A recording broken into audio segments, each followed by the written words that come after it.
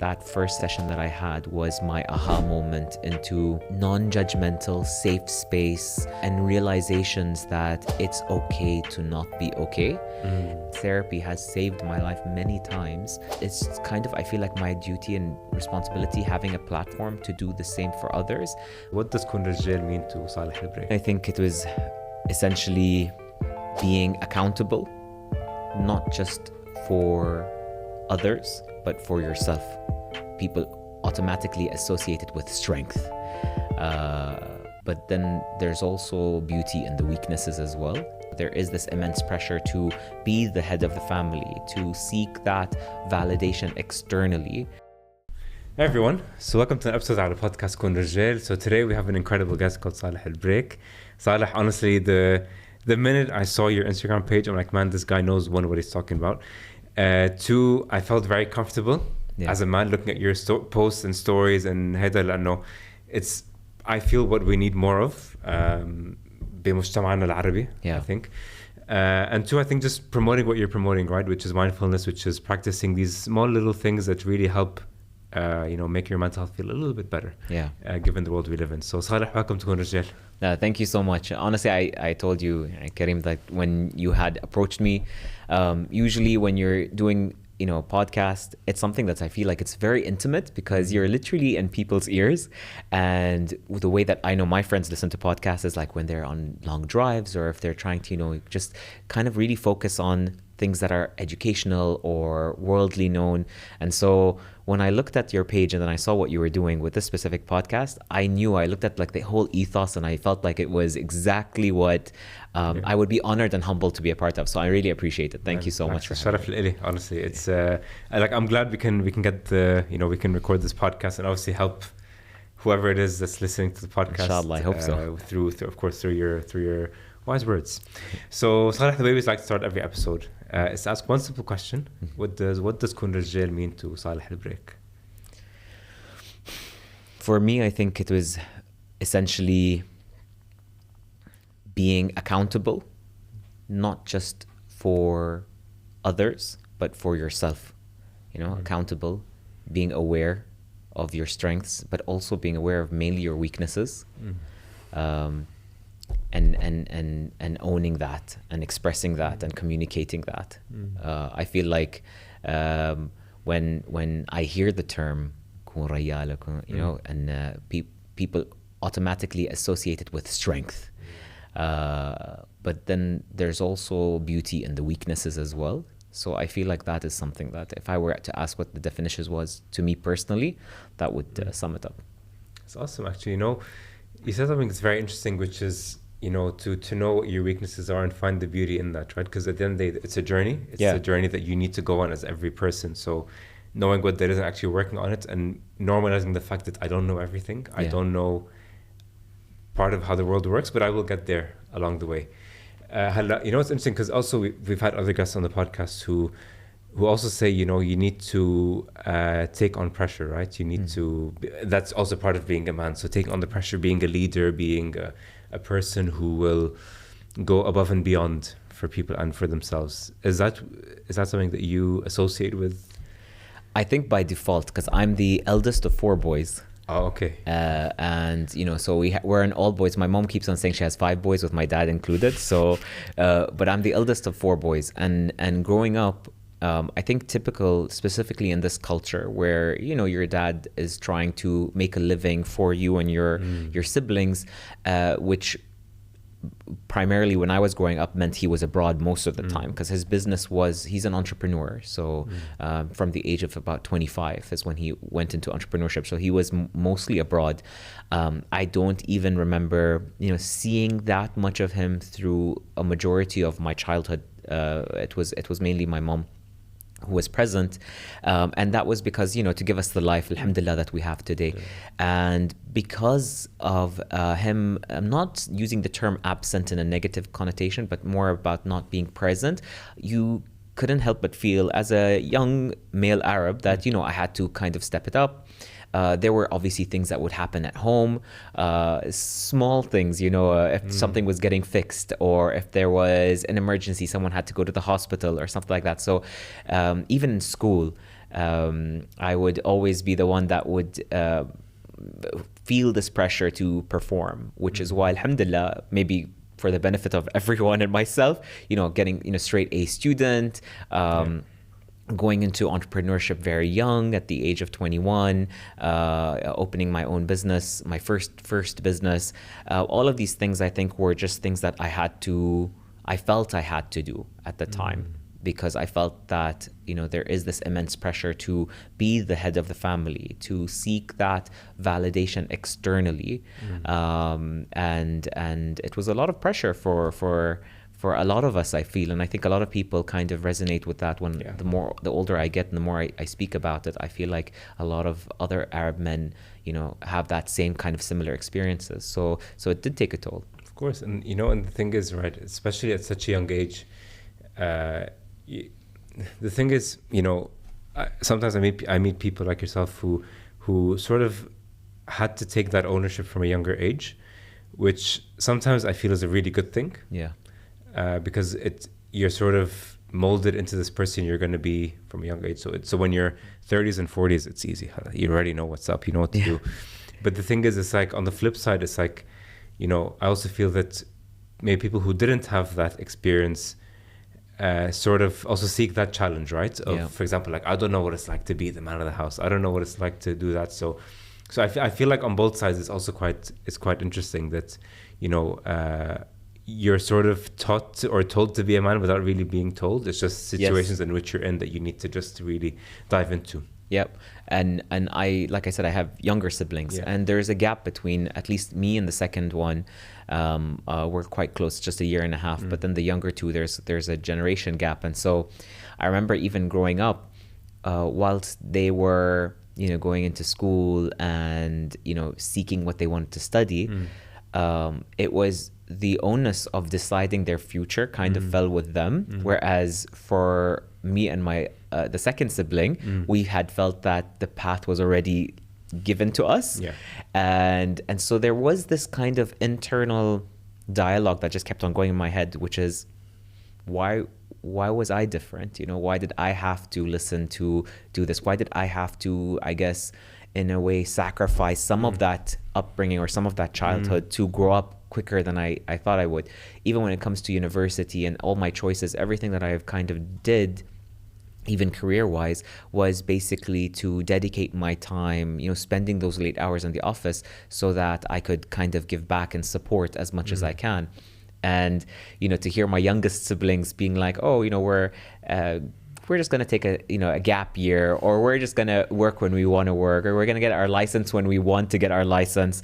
For me, that is completely alien, because I was not. So I always thought there was perhaps maybe a communication barrier, but I think it just goes down and drills down to the fact of, the time that I was born in 88. So maybe during that time as well, there were a lot of expectations, and the world was moving really fast, and being the eldest, and, my father being, mostly away during the upbringing, that all those factors kind of played into a role where I stepped into the father role.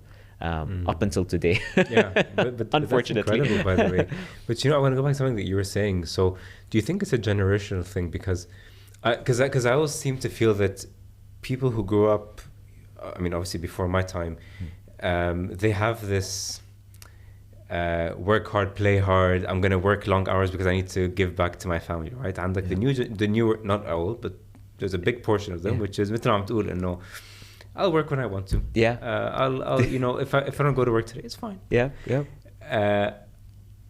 So part of me sees a bit of the logic in it, but on the other hand, it's like, but no, that's not really how the world works, So do you think it's a generational thing that we're seeing today, or do you think just, I don't know, it's just every person is designed differently? I think it's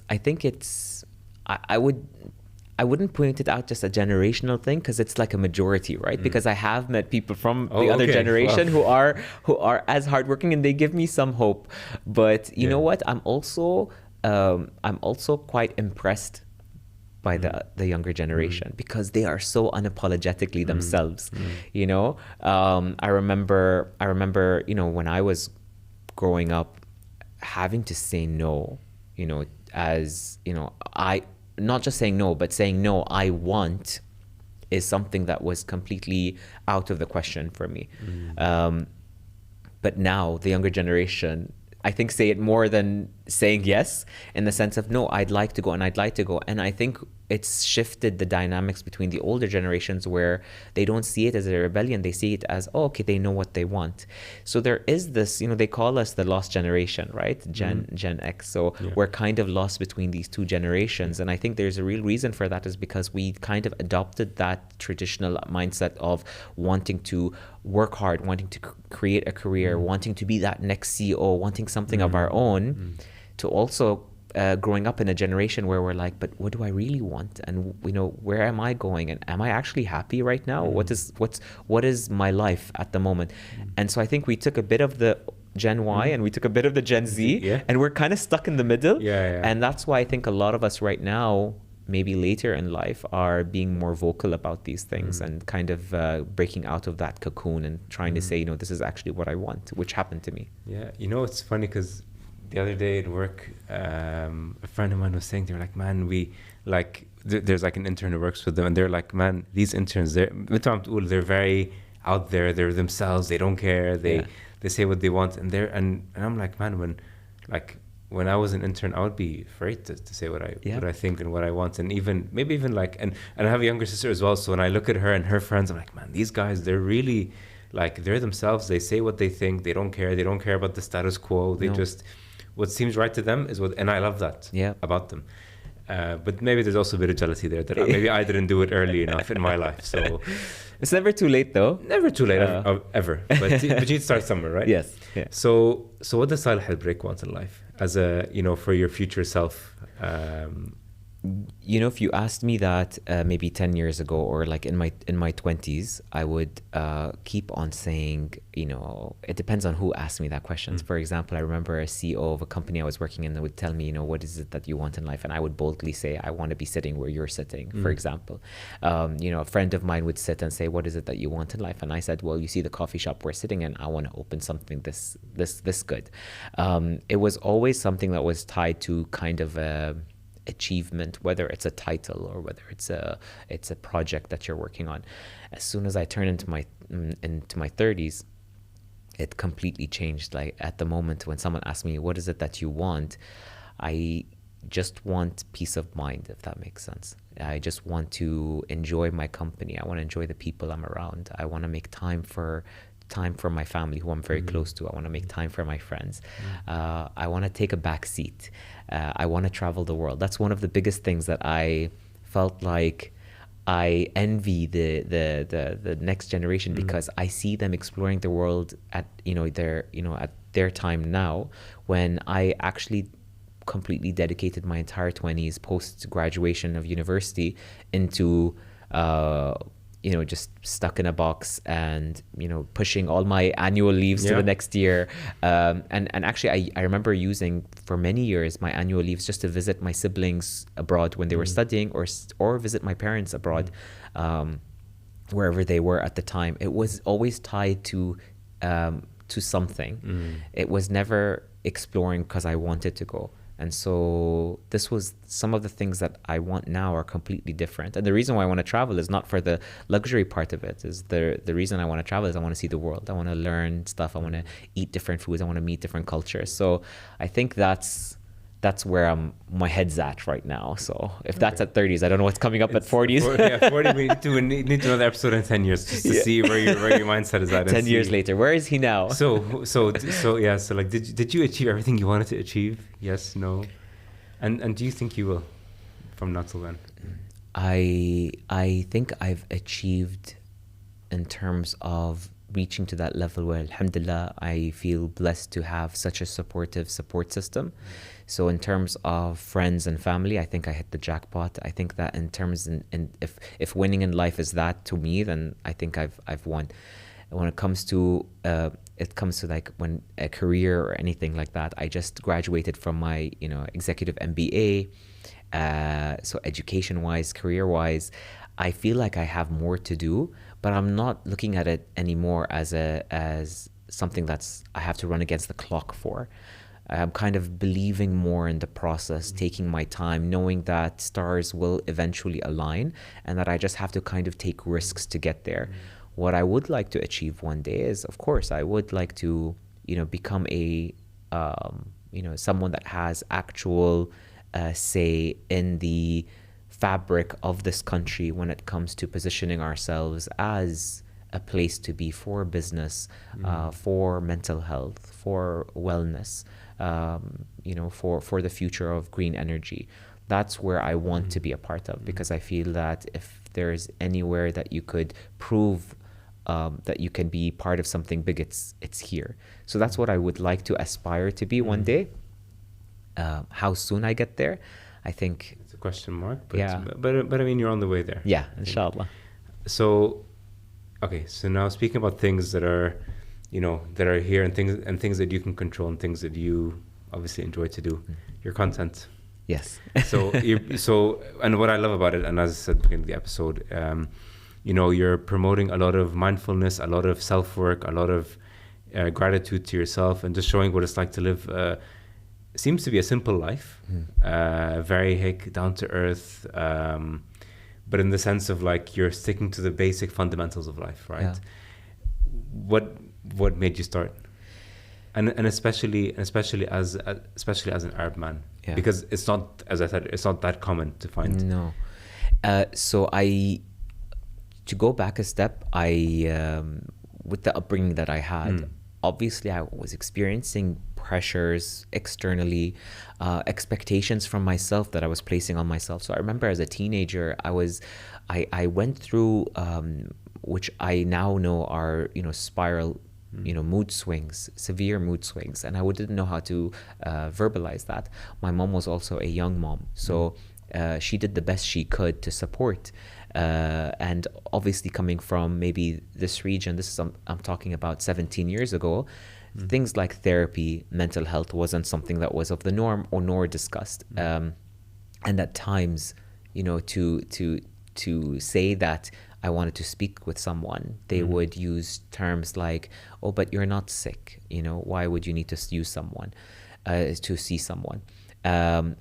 Luckily for me, my mom was very supportive. So at the time, she had a relative that was seeing a therapist, and she mentioned to me at the age of 19, "Why don't you see this therapist?" And at the time, I was taken aback because I thought to myself, this is, I wouldn't expect it from someone of her generation to suggest it.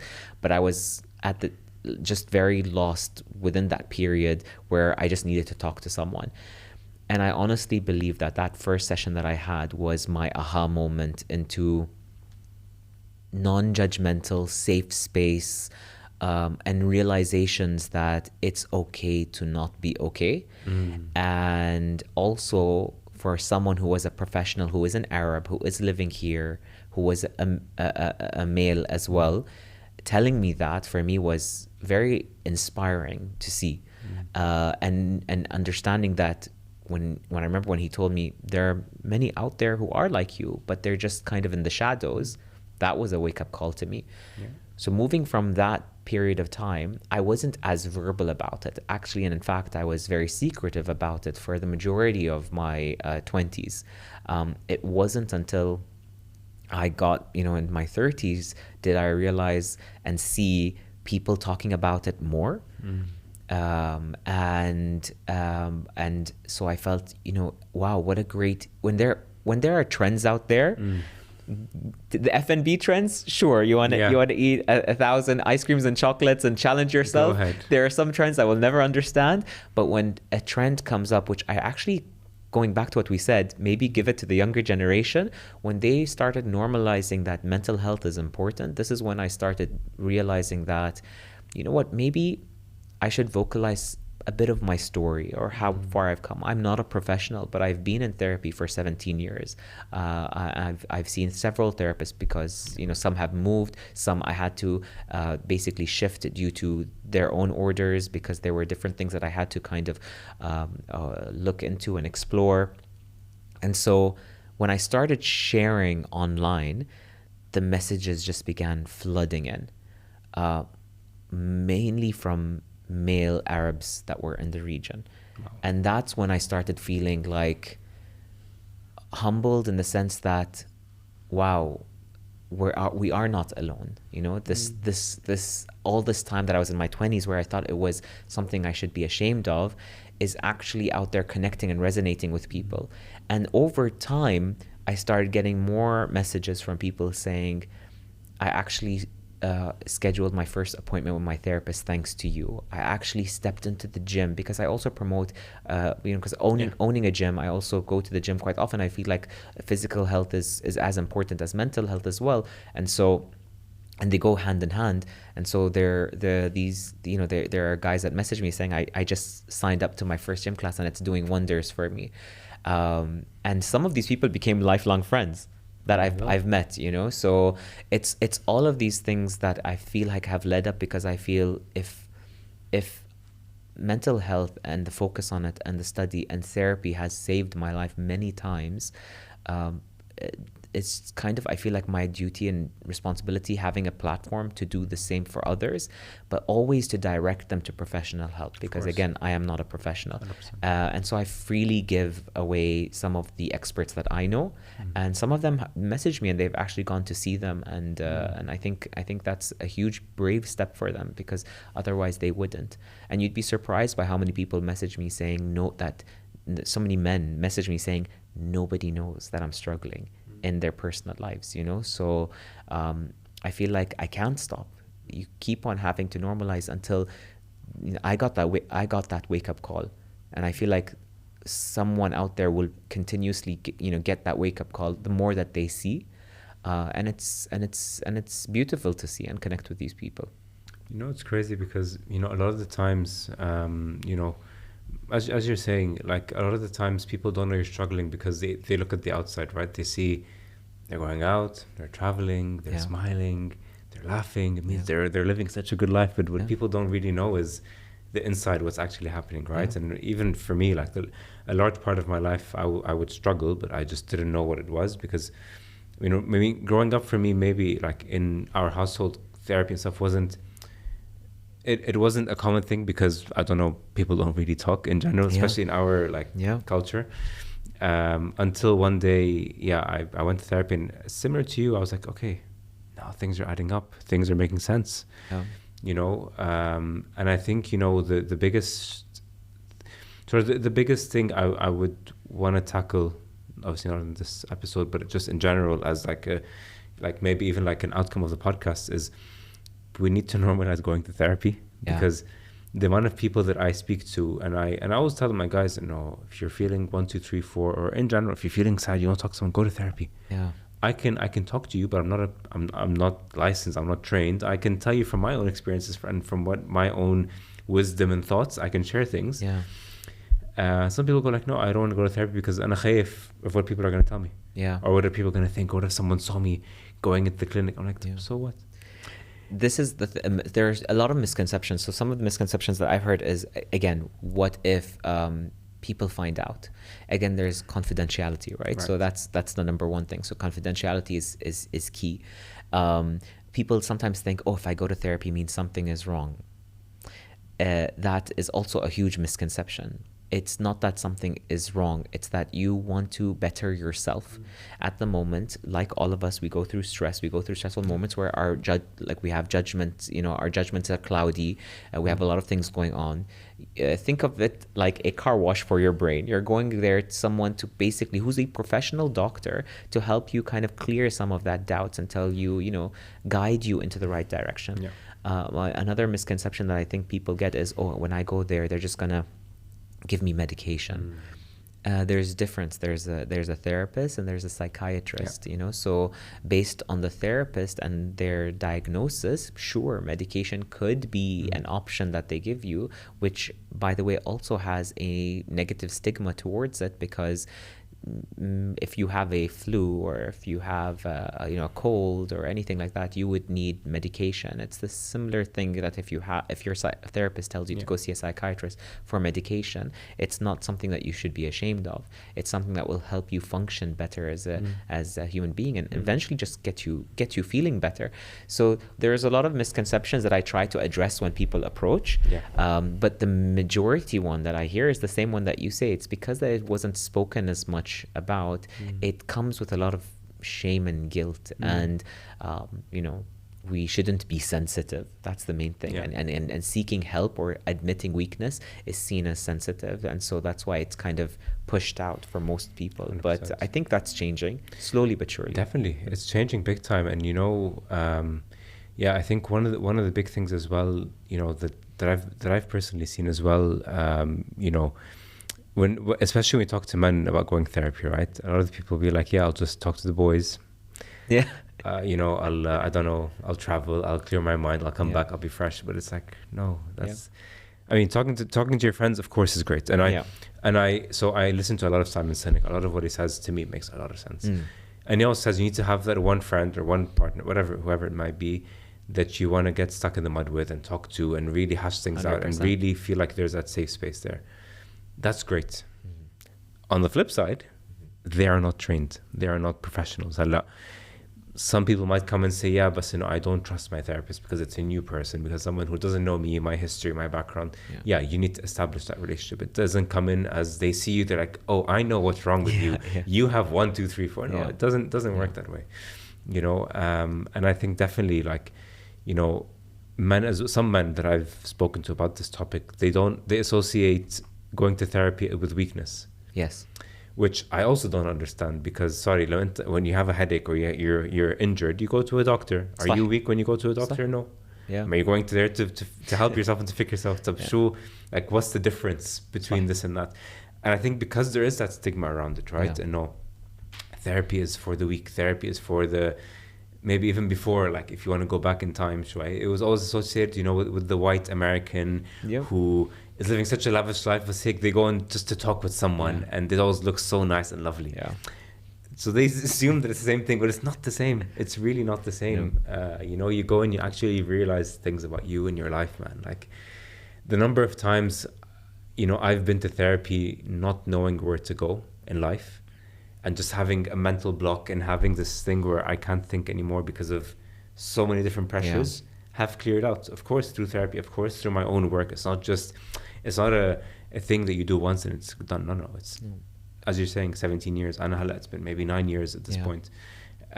So you need to keep on going. You need to keep on trying these things, and just go in with the intention of, I'm going to go and fix myself. And it's not weak. It's if anything, I'm strong because I'm breaking that stereotype. Exactly. I keep telling people that a therapist is not there to fix you. His job is to provide you with a toolbox, and over time, importance here is time, because you have to be consistent. It's not like a one magic wand item. He gives you or she gives you a toolbox with the tools to help you manage and navigate your life and issues once you face them again, so that you don't end up in the same place that you were in. That's the point of therapy. It's basically to make you like you said, make you a lot stronger mentally, physically. For me personally, the reason why I enjoy therapy a lot is because I realized that whenever I had gone into one of my spirals due to triggers, so that's basically the terminology that my therapist uses with me, which is when you face a trigger, it hits something in your chemical reaction, and then your spiral begins. And then once the spiral begins, the only way I can explain it is that I just see red. I don't see anything. I go into social withdrawal, so I don't speak to anyone. I box myself out. I drown myself in maybe work. I become hyper focused. You obviously feel that emotion, that something heavy just kind of pulling you down, and you go into a spiral, into like this well, and you think, how much more rock bottom am I going to hit? What the therapist does is, so that when you feel that trigger initially, is telling yourself, this is what I'm feeling. let me take a step out. You kind of have like a bird's eye view. You outer body experience. You look and you're like, this is what I'm feeling. This is what I'm going through. I'm not going to let this spiral, because this is not the magnitude of the issue of what the power I'm giving it to. It is not that bad. I can solve it. I can do it. And then immediately what happens is that you kind of take control of that situation and you stop the spiral there. Now, someone once asked me, 17 years later, why are you still going? Are you not cured? Are you not cured? Therapy is a journey. I think everyone doesn't go through one struggle in their life and that's it. We go through constant struggles. So my relationship with therapy is that I haven't constantly been going every month for 17 years, but I have been going for a majority of the time whenever there were updates or there were things that happened, or whenever I feel like I needed kind of a recharge and something to recenter me. So that's another thing people ask is, do you do it forever? It could be forever if you want it to be. It's healthy for you to do so. It's healthy to have that check-in once in a time, because we're moving so fast in our day-to-day lives. When was the last time you stopped and looked yourself in the mirror and say, are you okay? Are you happy? Is this what you want? So therapy does that. Even though it's once a month, once every 2 months even, you have that 1 hour, no phones, no nothing, to just basically discover and ask yourself, okay, so where am I? This is my check-in point. I'm on the right direction. Great, let's keep going. And then you come back. You know, and there's something interesting that in what you were saying, because, you know, a lot of times with therapy as well,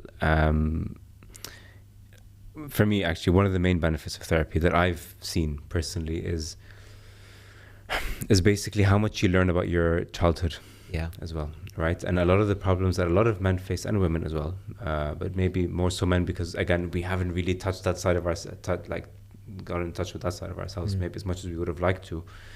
We would notice that some things that have happened in our childhood sort of shaped how we think, sort of shaped how we are. And even till today, and I still go through it, I still talk about them, and I try to understand things from that perspective. Okay, the reason I felt anxiety at that moment was actually going back to my younger self, when for example, when I used to feel like I wasn't good enough in school, when I didn't feel like I was good enough for my family, you know, and when I go back to whatever it is that I'm doing now, it's like, okay, so it's making a bit of sense. So how can I bridge the gap between the two? How can I make my younger self feel it's okay, I've got you, don't worry, we're going to be fine. And then how can I tell the older version of myself to be like, okay, this is how you felt this because of this reason, but don't attack that version of yourself because they didn't know any better. They were young. So, and that's the biggest learning that I've taken from therapy, right? And I think, you know, as men as well, بالذات عنا in this region, كتير عنا the concept of, or نحن usually say إنه كتير عم تتفلسف. بس إنه it's true. Like, you can تتفلسف all you want, but إنه what therapy will teach you eventually, or tell you about eventually, is that there's a reason why you're the way that you are. You need to dig really deep. You need to be philosophical. You need to be curious. You need to be that person who, you know, who will think about things that are uncomfortable. And will trigger things. And that's as well, for me, part of being a man. Is taking on that uncomfortable step and really pushing through that.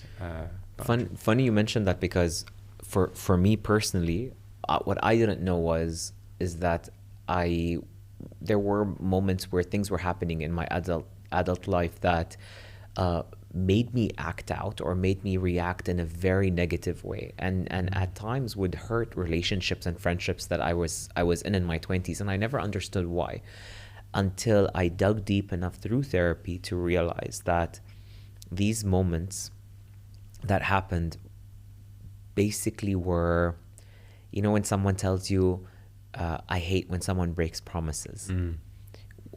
For me, I never said that, but unintentionally, that is what happened. So whenever I had anyone in my life that would say something that, you know, oh yeah, sure, I'll be there at this time, or I'll give you this, or let's start this project together, and then doesn't show up or lets down, I used to act, you know, I used to go into this negative spiral of questioning everything, questioning myself. You know, was it something I did? Why didn't they show up? Where are they? Do they not care as much? What's going on?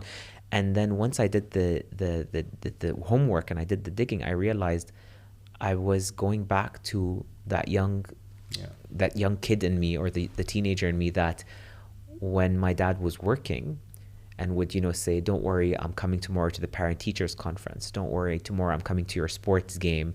Don't worry, I'm going to be there for, whether it's the birthday.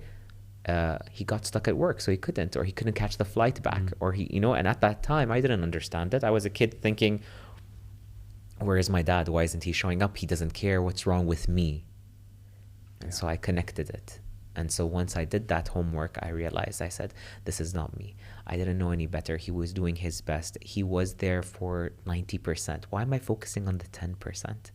And then that really helped me be a better man, because then I became a better brother, a better friend, a better son, and really made me navigate. So whenever anything happens to me, now I'm not saying that I'm good with breaking promises, but but I handle it in a much more better way. But before it was really harmful, not just to me, but to everyone around me, because they wouldn't know, right? They wouldn't know why I was reacting. To them, they must have thought, oh, he's really overreacting. It was just a meetup, or it was just something.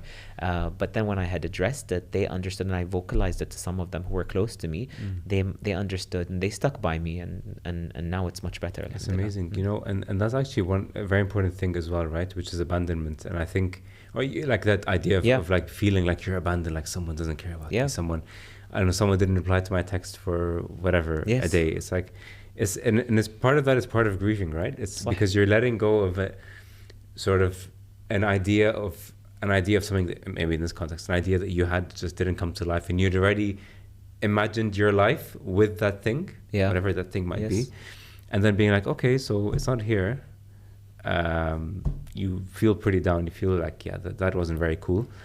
But then eventually, as you said, like, you need to just work on these things so that when it gets to a later stage in your life, or whatever it is, you're like, okay, I've seen this before.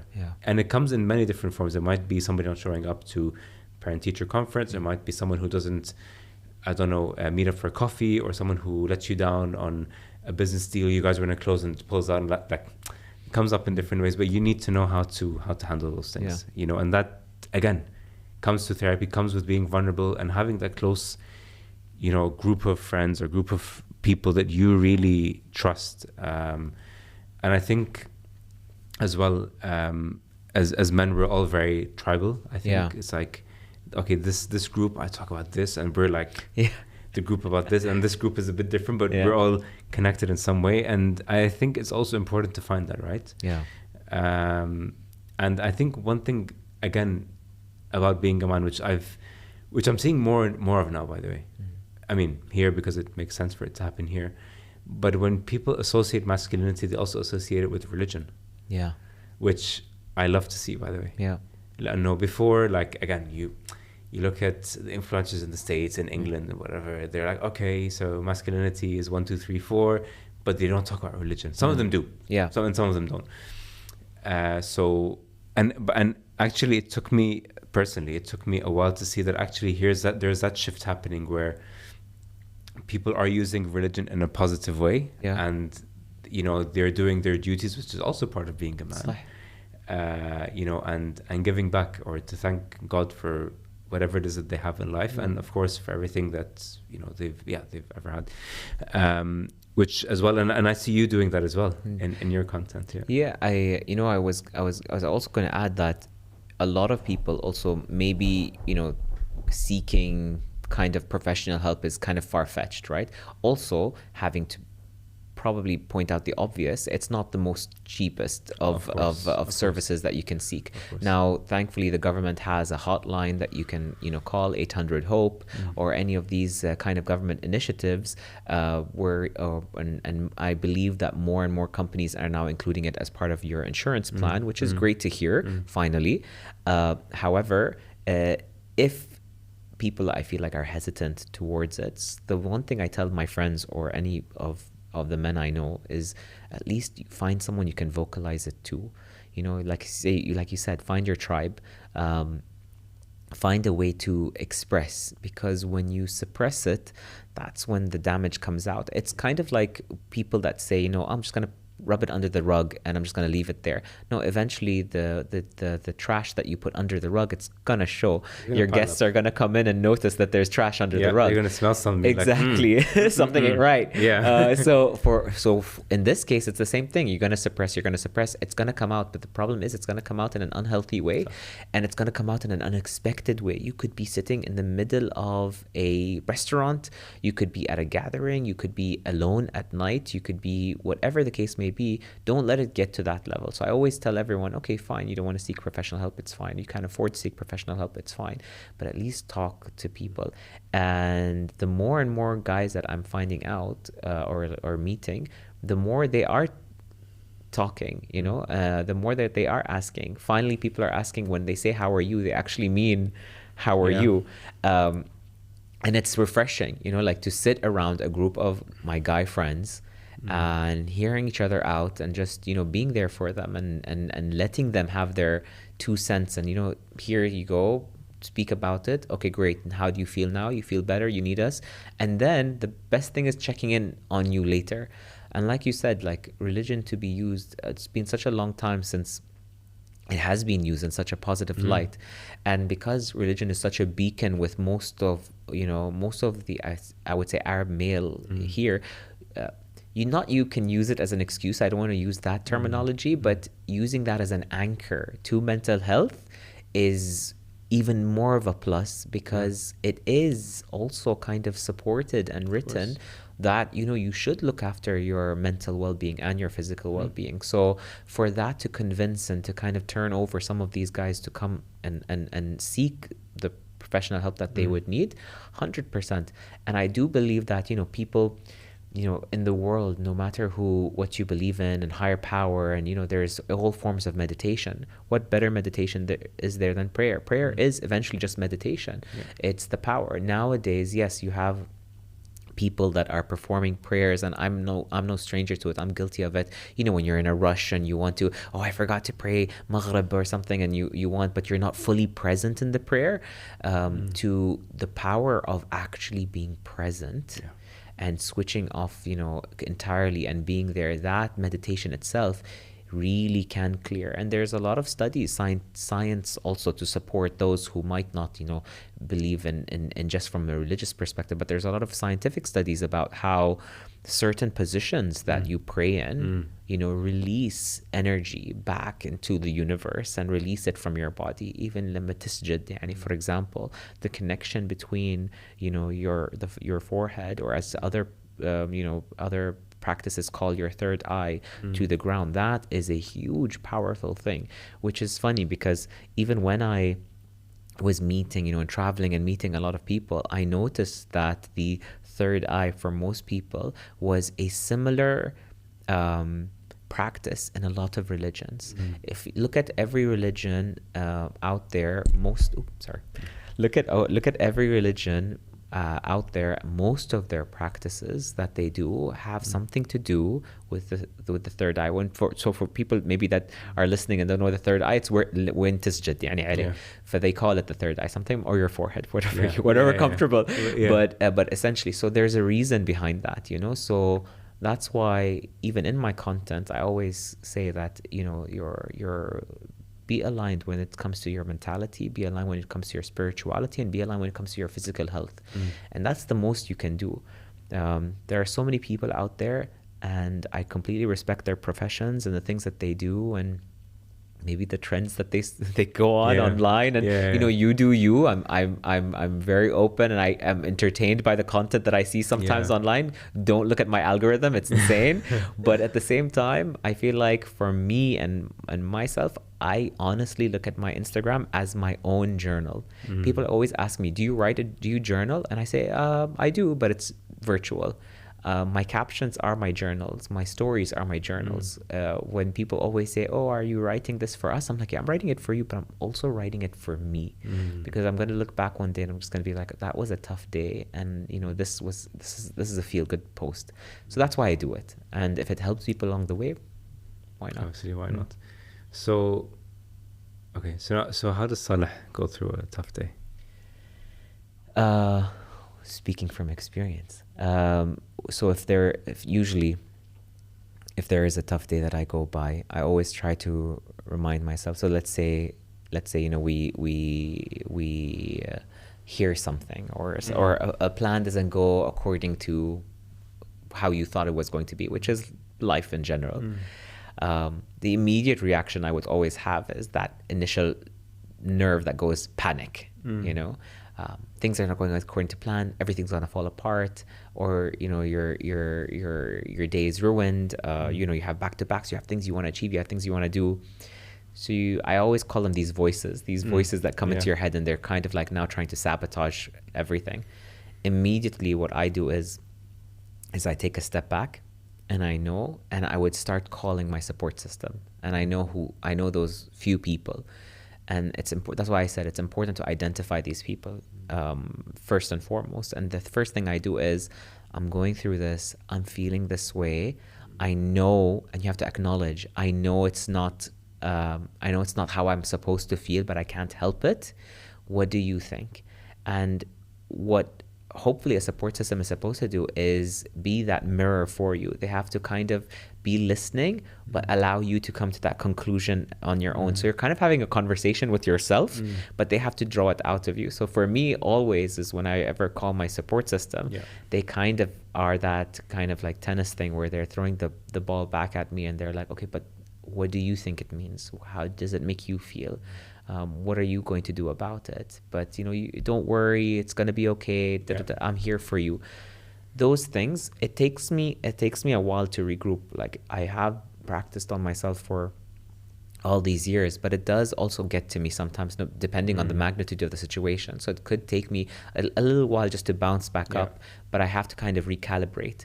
I have to kind of just tell myself that, you know, these things happen. Things don't fall according to plan. Okay, this issue's happening now. I could either spend it spiraling and this continues for another few days, or it gets worse, or I could do something about it now. Snap back in an hour, get back to work, and then, you know, and then obviously use that example to talk to later, perhaps during a therapy session, and say, you know what, I actually went through this, and this is how I felt. You know, did you think I did it the right way? What are your thoughts about it? And kind of get that back and forth from a professional as well. But that's usually how, if I was having a bad day, I would call the support hotline. Literally. 800 support. No, I love that, to be honest. You know, it's crazy because you're sort of touching upon something that we mentioned earlier, which is having that support system, or you're that group or that person or whatever. And I think, you know, for a large part of, you know, our lives, maybe we ask the wrong questions. I think we didn't really ask how are you really doing, like as Anas would probably say, how are you really doing? Yes. And the thing is, it's not like the kind of question you ask out of formality. It's like, how are you? I'm good. And sometimes you know when someone's not good, so you need to go and be like, actually, how are you doing? Or later in the conversation, be like, I notice your voice is a bit off today. Like, are you actually okay? What's up? What's happening? Talk to me. You know, and I think as well, just the right terminology as well, by the way, that's to me super important, because a lot of times, for example, like someone might come and tell you, I'm depressed. Depressed. Is it proven? How do you know you're depressed? What are the signs? What are the symbols? Have you spoken to someone? Have you spoken to a professional? Because sometimes people assume that if I'm sad for a long period of time, or I'm really sad, that I'm depressed. Whilst that might be true in some cases, you also need to go and get checked, and obviously having the right terminology so that people don't feel that, you know, what they think is their reality, because that's as well as another spiral that a lot of people go through, right? Is that, you know, for example, like someone might say, I feel super down today, but you might not actually, it might just be a little bump in the road. It's fine. You get through it. You know, so just having the right terminology, having the right people who understand you and how you think is super important. There are things that sometimes that you have to keep in mind when it comes to how do you respond to people that you know, tell you things, or if someone is opening up to you. This is one thing I think a lot of men should be be aware, because I've heard it from different people. You know, if someone says you know, I'm not feeling well, they'll be like, okay, just go pray. I'm really depressed. Yesterday was the last night. It's like, okay, yeah, just go to the gym. The dismissal tone is, or even sometimes what people usually do is out of no, I guess, ill will, but they kind of project their own experiences, which they're trying to help, but it doesn't make the situation any better. I always tell my male friends, when someone comes to you and says, I'm not okay, be there to listen. That's what they actually want you to do. They don't want you to actually help. They know you're not a professional. I'm not a professional, so they know you're not a professional, but they want to help. So if someone comes to you, especially if it's a guy, it's a huge step. So like you're, approaching a deer, don't startle him. Just, be there and say, how can I help you? What can I do for you? Is there errands you want me to run for you? Do you want me to call anyone? These things are very supportive. It's the language, like you said, it's the tone that you say. I think when we ask people, how are you? It's become something as simple as a hello. Like, we don't actually mean the words that we say anymore. So if you have someone who's close to you, when you ask them, how are you? I always say, follow it up again. Always. How are you? If they say, I'm okay, just say, yeah, but how are you? Usually, I would say 90% of the time, that cracks it. Because the second how are you would crack that third wall. The first one registers in someone's brain as, well, I'm okay. But really, how are you? Or, but again, how are you? Or, but no, is my favorite. How are you? Khalas. It kind of opens them up and they're like, oh no, this person's actually asking me how am I, and that's when you kind of open that door. So it's important to have these, especially I'm not telling you to do it to every person you meet, but when I realized slowly but surely that everyone is kind of fighting some form of like secret battle that nobody else knows about. They could be smiling at the office or smiling at a gathering and you have no idea, because I've been there. That's when I realized that, oh, okay, I should be more mindful about when I ask people about how they're doing, specifically for those I care about, and how can I support them and be there for them and educate myself in that as well. There's a lot of stuff online that you could do. There's a lot of professional books that you can read on how to be there for someone, because the worst thing that you could feel like, especially as a male, because obviously we don't want to face our emotions and we don't want to admit that we are helpless in a situation, because helplessness equals to weakness.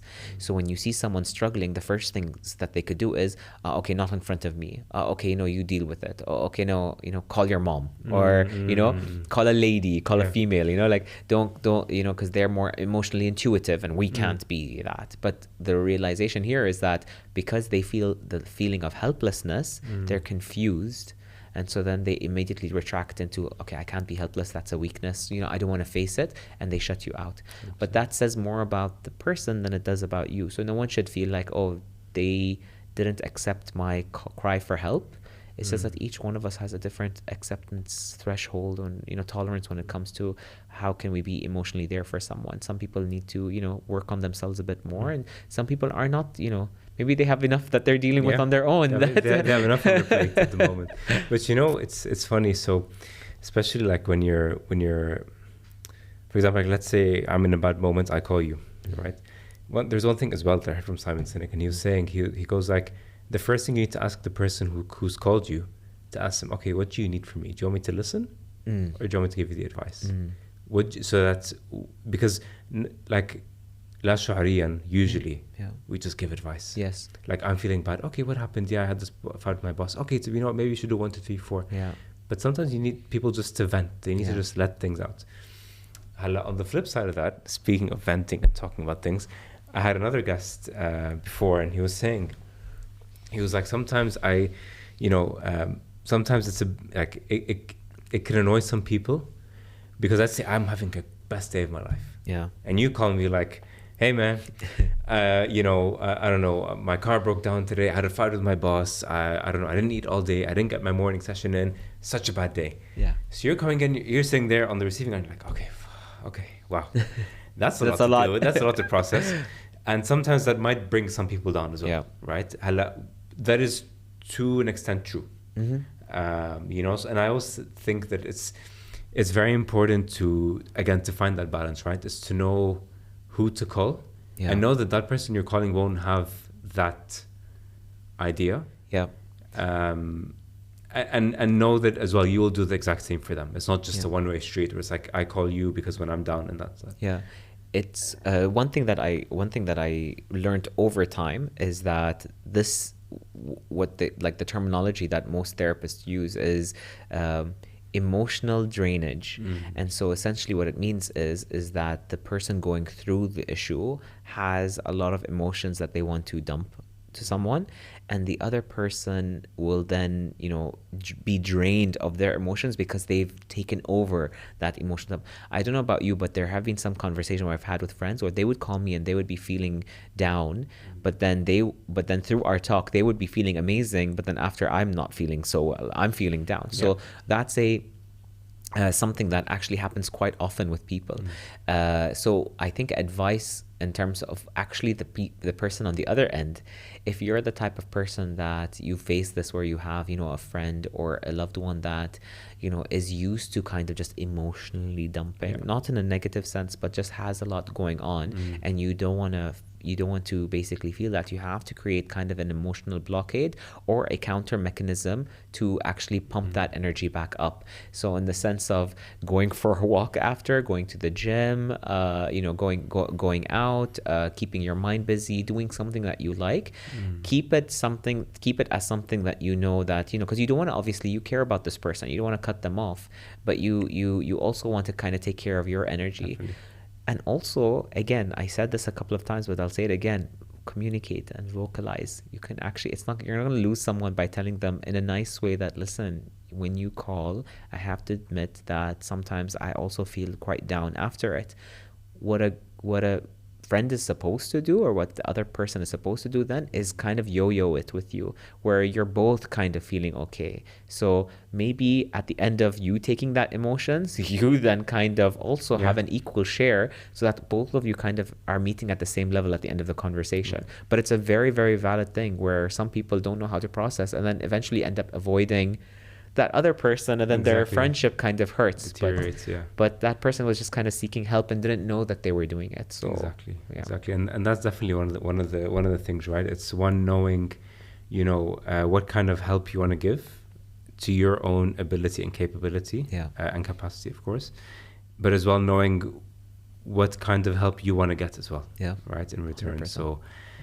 So it's a two-way street, I think, for a lot of people. You need to know, just, I think, who to speak to, right time, but as well knowing that that person has your best interest, and speaking in a way that's not destructive, because a lot of times we tend to do that.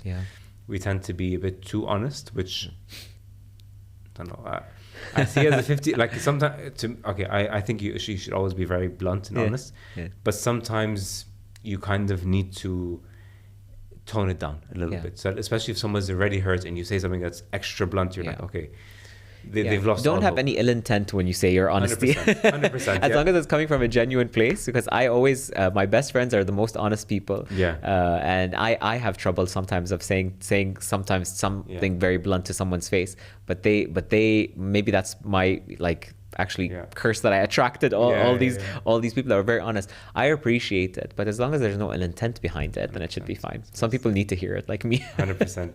So Saleh, the way we like to end every episode, I'm sure you've seen The Notebook, or looked at it. So we like to write a quote. Like to anyone who's struggling, somebody who we think, your words might help them get through something. Maybe something that's even helped you in your life. Just write that down, and then hopefully it'll help someone in need. I'd love to. Let me open that for you. Here you go.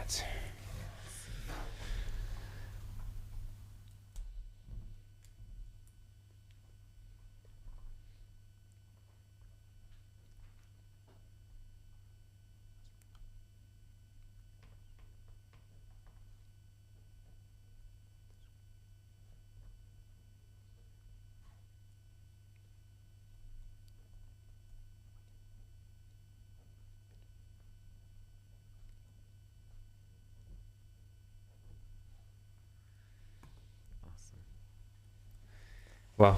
So that's wow. This was something that I keep on telling myself more times than none. Yeah, well, I think it's something that definitely I needed to read. I'll say that. Well, thank you so much, honestly, for being on the podcast. It was Hanjad. Like, by the way, time flew by. I swear to you, I'm like, how did it finish? But no, it was a great episode, and obviously, thanks for sharing your insights and just your general knowledge and good energy as well. Thank you so much, Kareem Habib. I really appreciate it. It was my honor. Thank you so much. Pleasure was mine. Thank you so much. Thank you.